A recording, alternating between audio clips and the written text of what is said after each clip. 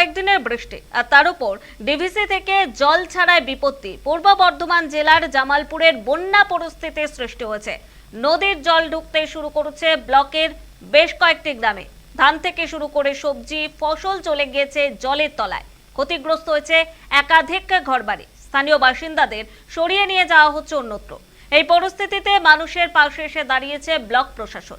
মঙ্গলবার থেকে পঞ্চায়েত সমিতির সহ সভাপতি ভূতনাথ মালিক, পূর্ত কর্মাধ্যক্ষ মেহমুদ খান, বিডিও পার্থ সারথী সহ অন্যান্য প্রশাসনিক কর্তারা ব্লকের বিভিন্ন অঞ্চল পর্যবেক্ষণ করেছেন। মঙ্গলবার বিকেল থেকেই ব্লকেই রয়েছেন এডিএম ডেভেলপমেন্ট প্রসেনজিৎ দাস এবং বর্ধমান সদর দক্ষিণ মহকুমা শাসক বুদ্ধদেব পান। বুধবার সকাল থেকেই ব্লকের বিভিন্ন অঞ্চল ঘুরে বেড়াচ্ছেন পূর্ত কর্মাধ্যক্ষ তথা তৃণমূলের ব্লক সভাপতি মেহমুদ খান। তার সঙ্গে রয়েছেন পঞ্চায়েত সমিতির সভাপতি পূর্ণিমা মালিক সহ সভাপতি ভূতনাথ মালিক। তারা বিভিন্ন গ্রামে গিয়ে মানুষজনকে উদ্ধার করে রিলিফ সেন্টারগুলিতে পৌঁছে দিচ্ছেন। অপরদিকে বুধবার সকাল থেকেই ব্লকের বিভিন্ন গ্রামগুলোতে ঘুরছেন অতিরিক্ত জেলা শাসক ডেভেলপমেন্ট প্রসেনজিৎ দাস ও বর্ধমান সদর দক্ষিণ মহকুমা শাসক বুদ্ধদেব পান। তাদের সঙ্গে রয়েছেন জামালপুরের বিডিও।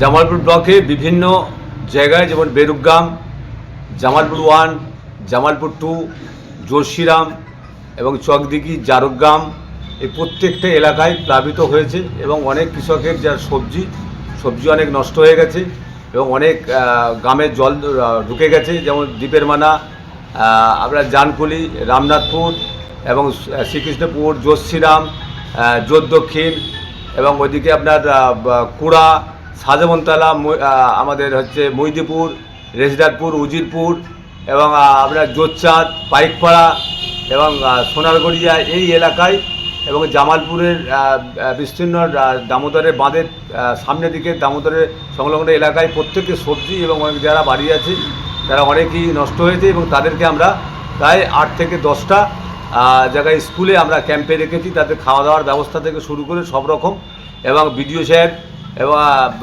এডিএম এবং এসডিও প্রত্যেকেই আমরা সারা রাতই আমরা ঘুরছি এবং সেই ক্ষেত্রে এখন পর্যন্ত বিভিন্ন জায়গায় আমরা ঘুরে যেগুলো যা তাদের করার, যেগুলো এখনও ঘর থেকে বেরোচ্ছে না তাদেরকে আমরা বার করে চেষ্টা করছি, তাদেরকে সেই জায়গায় শেল্টার দেওয়ার।